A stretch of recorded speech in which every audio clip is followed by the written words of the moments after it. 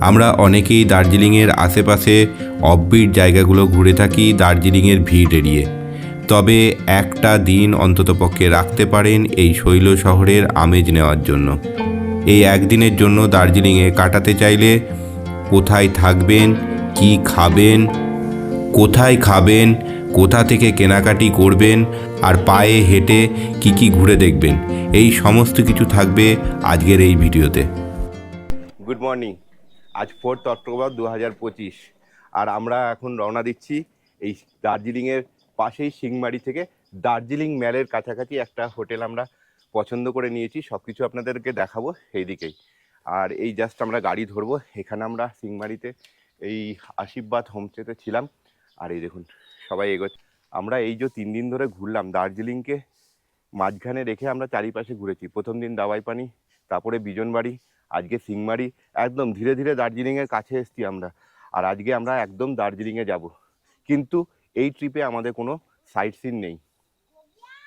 আমরা শুধুমাত্র এই দার্জিলিংয়ে এই পুজোর সমসাময়িক কালে কীরকম ভিড় ভাড়াক্কা হয়, কীরকম মানুষজন আসে, কীরকম ট্যুরিস্ট আসে, আর কীরকমভাবে আপনারা এই দার্জিলিংকে এই সময় দেখবেন সেটা দেখানোর জন্যই কিন্তু আজকের এই ট্রিপ, আমাদের আজকের এই ভিডিও। মানে বাঙালি নস্টালজি, দার্জিলিংয়ে আসবো আর দার্জিলিং ঘুরবো না, ম্যাল ঘুরবো না, এরকম কোনো হতে পারে? তাই আমরা আজকে দার্জিলিংয়ের পথে বেরিয়ে পড়লাম আমরা। আর এখন বৃষ্টিও নেমে গেল। তাড়াতাড়ি আসতে গিয়ে একটু হাঁপিয়ে গেছি বৃষ্টির জন্য।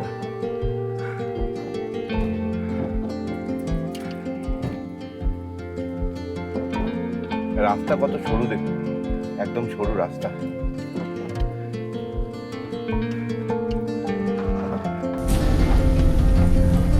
আকাশের মুখ ভার আর কিছুতেই কমছে না। কম বেশি বৃষ্টি সারাদিন ধরে লেগেই আছে বিগত বেশ কয়েকদিন ধরে। মনে এক রাশ সংশয় নিয়ে আমরা দার্জিলিংয়ের পথে রওনা দিলাম।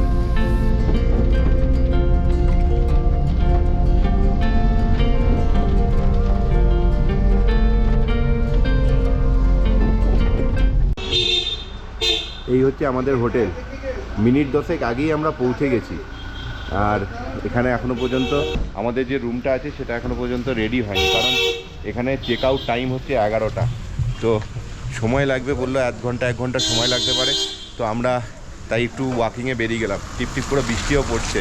আর এই যে হোটেল থেকে এইদিকে কিন্তু ভানুভবন, এদিকে মহাকাল মন্দির, আর এই উপরে হচ্ছে ম্যাল।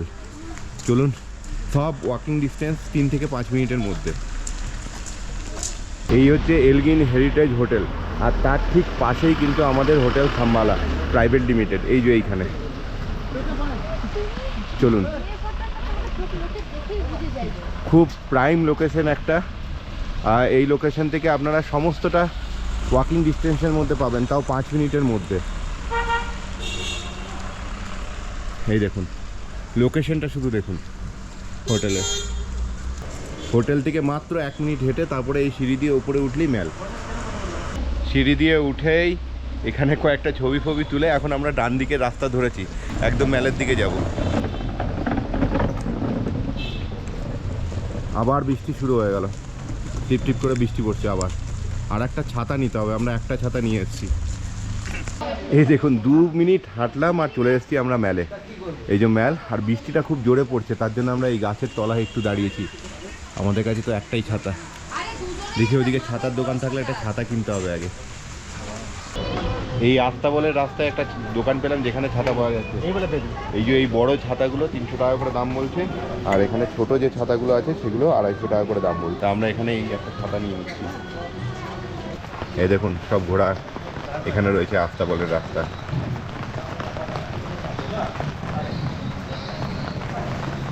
আর এই আস্তাবলের রাস্তা থেকে বেরিয়েই সামনে রয়েছে ফাউন্টেনটা। ম্যালের পাশেই যে ফাউন্টেন আছে সেই ফাউন্টেন।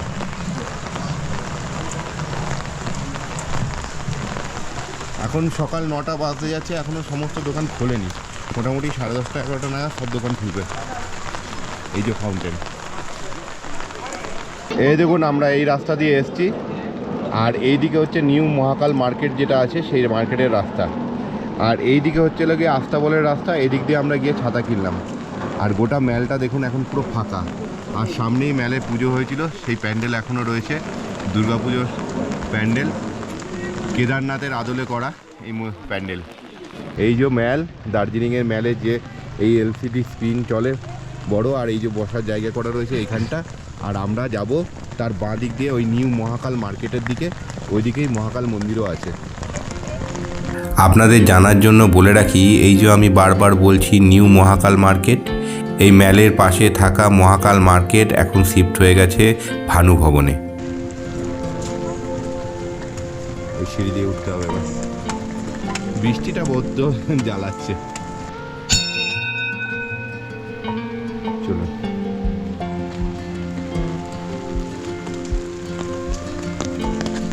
জয়ন্ত, দার্জিলিং কেমন লাগছে তোর প্রথমবার? দুয়ারে মেঘ প্রকল্প। দুয়ারে মেঘ প্রকল্প, সত্যি মাঝে মাঝে মেঘে একদম ঢেকে যাচ্ছে সব জায়গা। যাক, বৃষ্টিটা একটু থামলো, আর ওই জয়ন্ত দুয়ারে মেঘ প্রকল্প আবার মেঘ এসে হানা দিয়েছে আমাদের মধ্যে। অপূর্ব। জুতো খুলে রেখে আমরা এখন মহাকালের মন্দিরের দিকে যাচ্ছি, আর এখানে কিন্তু প্রচুর বাদর আছে, একটু সাবধানে জিনিসপত্র। হিন্দু এবং বৌদ্ধ ধর্মাবলম্বীদের সম্মিলিত একটি আস্থার গুরুত্বপূর্ণ স্থান হল এই মহাকাল মন্দির। এখানে হিন্দু এবং বৌদ্ধ উভয় ধর্মের উৎসবই পালন করা হয়। এখানে মন্দিরের ঐতিহ্যবাহী হিন্দু দেবতা মহাদেব, মহাকালী, হনুমান ও গণেশ ভগবানের সাথে সাথে বুদ্ধের প্রতিমূর্তিও রয়েছে, যা একটি ধর্মীয় অটুট সংমিশ্রণকে প্রতিষ্ঠিত করেছে। 1765 সালে দোর্জে রিঞ্জিং, এক তিব্বতী লামা, এই স্থানে তৈরি করেন এক বৌদ্ধ মঠ, যার নাম ছিল ল্যান্ড অফ থান্ডারবোল্টস, আর স্থানীয় বাসিন্দারা বলতেন দোর্জেলিং। মনে করা হয় এখান থেকেই শহরের নাম হয় দার্জিলিং। 1782 সালে মঠের পাশে দোর্জে রিঞ্জিং তৈরি করেন মহাকাল মন্দির। তবে বৌদ্ধ মঠটি এখন আর নিজের জায়গায় নেই।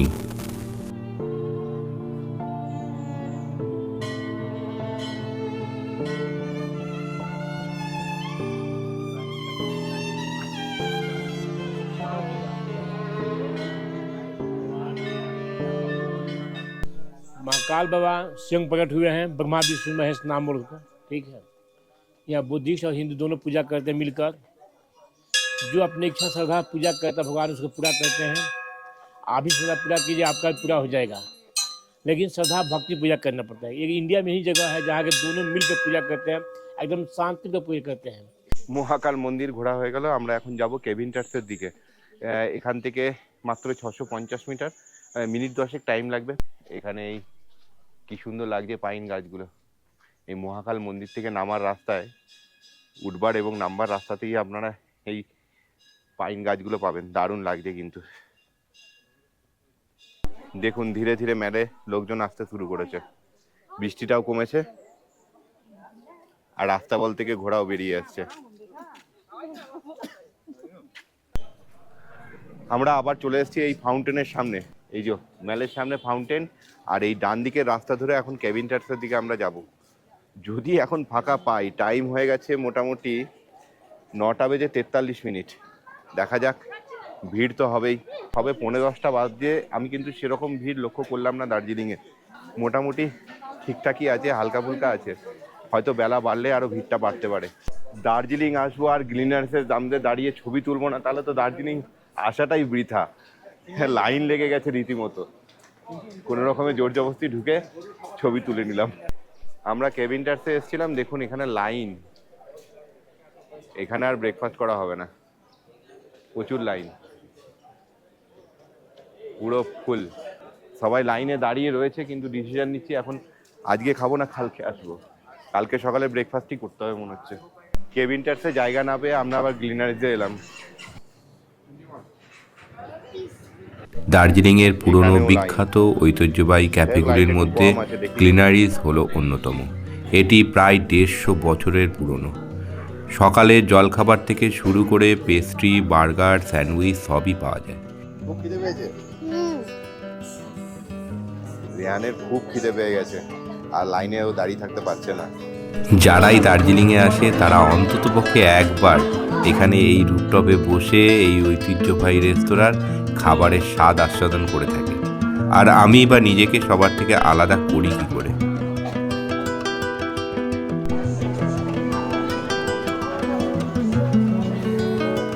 এখানে লাইনের কিন্তু শেষ নেই। প্রথমে আপনি হচ্ছে টেবিল বুক করলেন লাইন দিয়ে, তারপরে আপনি খাবার নেবেন।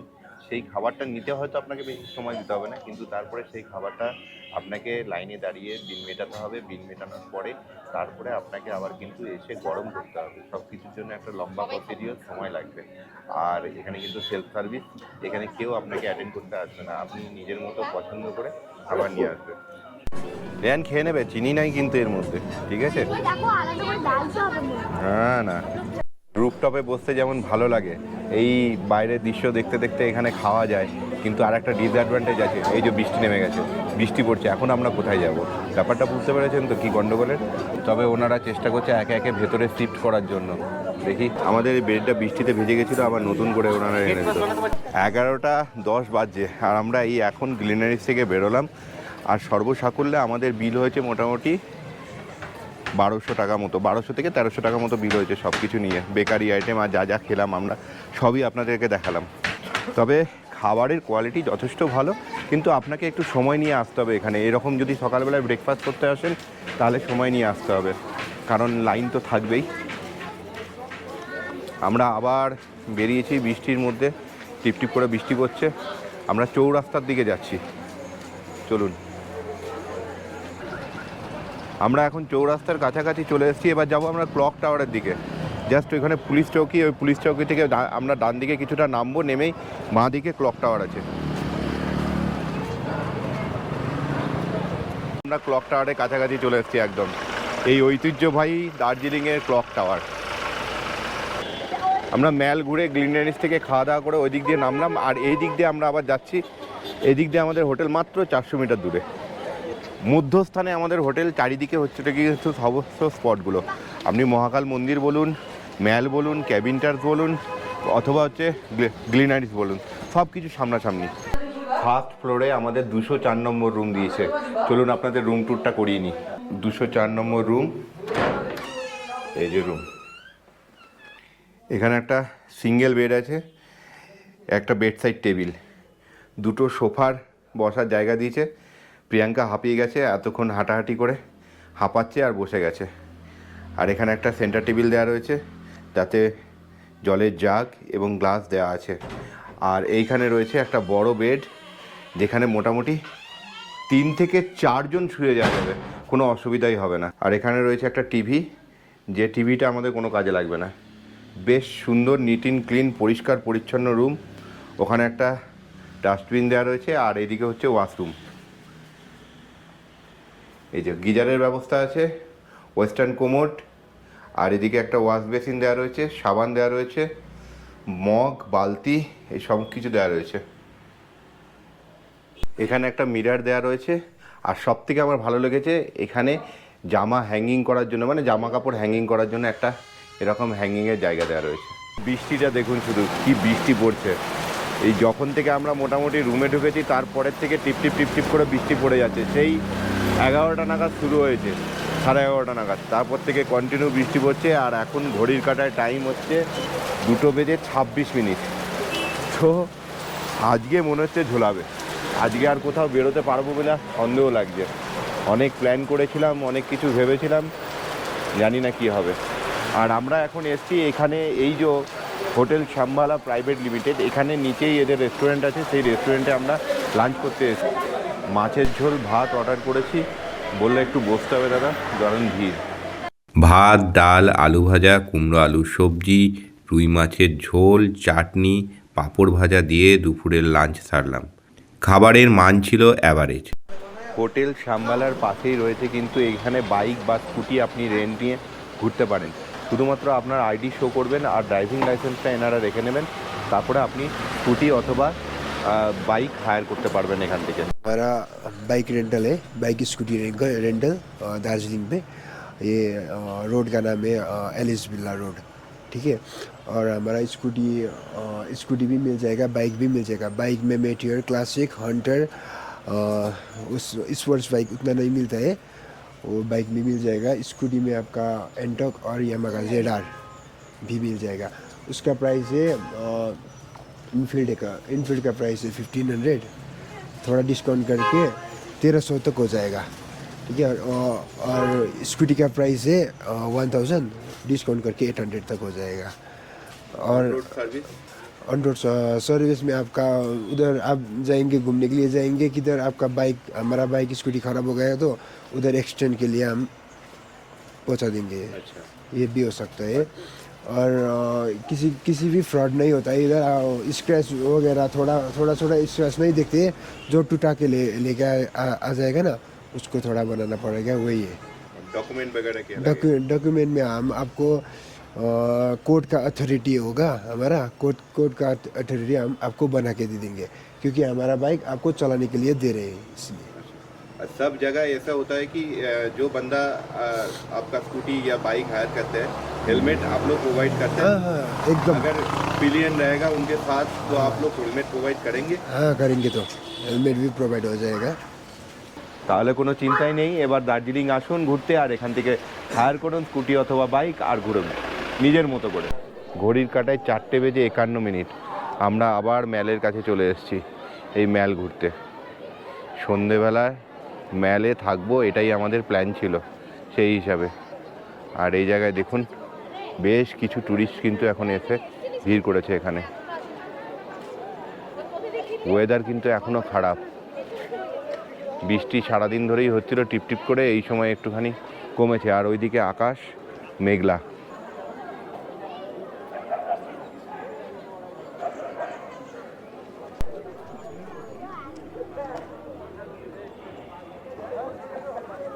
আমরা এখন এই রাস্তা ধরে, মানে যে রাস্তা ধরে এগোচ্ছি, এই রাস্তা ধরে গেলে আপনি অবজারভেটরি হিল ভিউ পয়েন্ট যে জায়গাটা আছে সেই জায়গাতে পৌঁছবেন।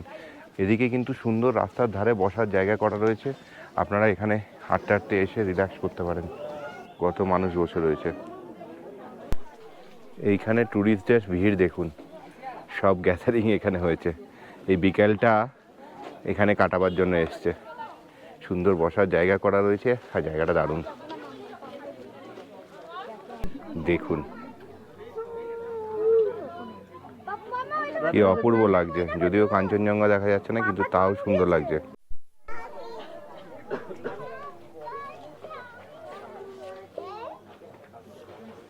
অন্ধকার হয়ে আসছে, আমরাও চলে এলাম ওই জন্য। তবে যাই বলুন আর তাই বলুন, ওই জায়গাটা ছেড়ে কিন্তু আসতে ইচ্ছা করে না কিছুতেই। এই অবজারভেটরি হিলের যে রাস্তাটা আছে, মহাকাল মন্দিরকে পার করে আসতে থাকবেন, এই রাস্তাটাই ভালো লাগবে আপনার। আর এখানে বসে দীর্ঘক্ষণ সময় কাটানো যায়। কি করব, অন্ধকার হয়ে আসছে, কাল সকালে আবার আসব। কিন্তু এখন এই জায়গাটাকে বিদায় জানিয়ে আমরা আবার ম্যালের দিকে ফিরে যাচ্ছি। এই ম্যালের বেঞ্চগুলোতে বসে গরম গরম চা, এগুলোই তো আমাদের নস্টালজি, এইগুলোই তো আমরা প্রেমে পড়ে থাকি। বাহ, এই বৃষ্টি হওয়ার পরে ওয়েদারটা এত ঠান্ডা হয়ে গেছে, আর এই চায় প্রাণে গরম একটা অনুভূতি এনে দিল। এই যে এখানে বসে চাটা খাচ্ছিস, কেমন লাগছে? সুন্দর লাগছে। এই যে পাশে আমার সঙ্গে বসে চাটা খাচ্ছিস, এতে কেমন লাগছে? আরো সুন্দর লাগছে। আরো সুন্দর লাগছে। আমাকে নিয়ে বসে চা খেতে সুন্দর লাগছে তোর? মানকুণ্ড থাকলে আরো একটু ভালো লাগতো। মানকুণ্ডটা আবার কে? মানকুণ্ড বলতে আমরা গেছিলাম কোথায় লাস্ট ফার্স্ট দিন। থাক, মানকুণ্ড নিয়ে আর বললাম না, পরে আপনাদেরকে কোনো এক সময় বলবো।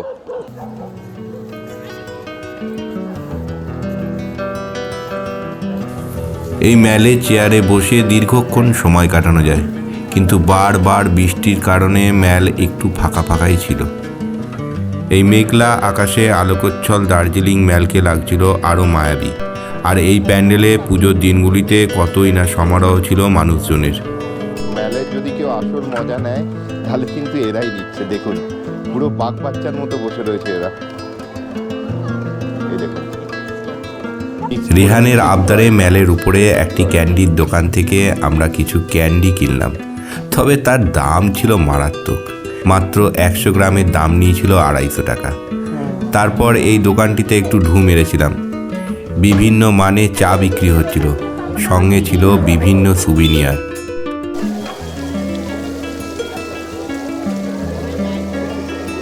তারপর আস্তাবলের রাস্তা ধরে বেশ কিছু দোকান থেকে কিছু কেনাকাটা করে নিই। তবে সবই ছিল ফিক্সড প্রাইস। প্রত্যেকটা ট্যুর শেষে ছোটোখাটো মার্কেটিং সেটাও করা হয়ে গেল। এবার একটু পেট পুজো করতে হবে। যদিও খুব একটা খিদে নেই, অনেক বেলা করেই আমরা আজকে লাঞ্চ করেছি, তার জন্য খিদেটা কমই আছে, কিন্তু তাও একটু খাবার খেতে হবে। দেখি কুঙ্গা রেস্টুরেন্টে যাই, ওখানে যদি মোমো পাই তাহলে ওখানে মোমো খাবো। রাস্তাটা দেখুন শুধু, ও আর গ্লিনারিজের সামনে দেখুন ভিড়, লাইন পড়েছে কিরকম ছবি তোলার জন্য। ওয়াও, লম্বা লাইন।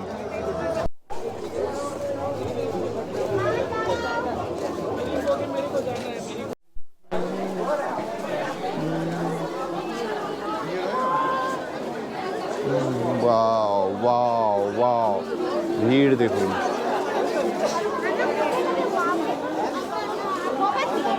গঙ্গাতে এসেছিলাম, কিন্তু এখন টাইম হয়ে গেছে 6:37 আর এখানে ক্লোজ লেখা। ম্যালের কাছে অনেক স্ট্রিট ফুডের দোকান ছিল আগে, এখন সেগুলোকে শিফট করা হয়েছে চৌরাস্তার কাছে ওই ক্লক টাওয়ারের ওখানে। যখন থেকে রুমে ঢুকেছি তারপর থেকে যে বৃষ্টি নেমেছে, একদম চরম বৃষ্টি চলছে। আর আজকে আবহাওয়া দপ্তর যা পূর্বাভাস দিয়েছে, আজকে সারা রাত বৃষ্টি হবে দার্জিলিংয়ে। দার্জিলিং নয়, শুধু গোটা উত্তরবঙ্গ জুড়ে সারা রাত বৃষ্টি হবে। তাই অবস্থা এইরকম, আর এইরকমভাবে এক নাগাড়ে বৃষ্টি হয়েই যাচ্ছে।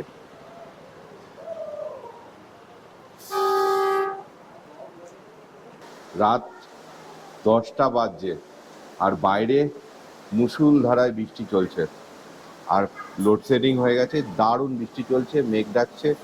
আবহাওয়া দপ্তর থেকে অ্যালার্ট জারি করেছে যে প্রচুর বৃষ্টি হবে আজকে সারা রাত ধরে, 4 তারিখ এবং 5 তারিখ দুদিন ব্যাপী। এবং সেখানে বিভিন্ন জায়গায় মানে গোটা উত্তরবঙ্গ জুড়ে প্রচুর বৃষ্টি হবে। আর আমরা এখন রুমে চলে এসেছি, রাত্রে ডিনার সারলাম আজকে রুটি আর মাংস দিয়ে, কোনো রকমের ডিনার সারলাম। আর হোটেল ভাড়া যারা আছে তারাও মোটামুটি অবস্থা খারাপ, তাদের কোনো রকমে হচ্ছে তাদের গেস্টদেরকে খাবার অ্যারেঞ্জমেন্ট করে দিচ্ছে, মানে যা করে পারে। ব্যাকআপ ছিল ইনভার্টারে, সেই ব্যাকআপও কিন্তু শেষ হয়ে গেছে, এখন পুরো অন্ধকার। তারা হয়তো মোমবাতি জ্বালিয়ে খাচ্ছে, আমরা এই জাস্ট ডিনারটা শেষ করেই রুমে এসেছি আর লোডশেডিং হয়ে গেল, পুরোটাই লোডশেডিং হয়ে গেল, ইনভার্টারে ব্যাকআপও শেষ হয়ে গেল। যাই হোক, এই হচ্ছে সিচুয়েশন। আজকে রাতটা পেরোলে বোঝা যাবে আগামীকাল কি অবস্থায় দাঁড়াবে। তবে আজকের মতো ভিডিওটা এখানেই শেষ করছি। ভিডিওটার মধ্যে যদি কিছু ভালো লেগে থাকে তাহলে অবশ্যই ভিডিওটা লাইক করবেন, বন্ধুদের সঙ্গে শেয়ার করবেন, আর খুব বেশি ভালো লাগলে তাহলে অবশ্যই সাবস্ক্রাইব করে নেবেন। তাহলে এরকম নতুন নতুন ভিডিওর নোটিফিকেশন পেয়ে যাবেন সবার আগে। সবাই ভালো থাকবেন, সুস্থ থাকবেন, tata. We wanna chase the night.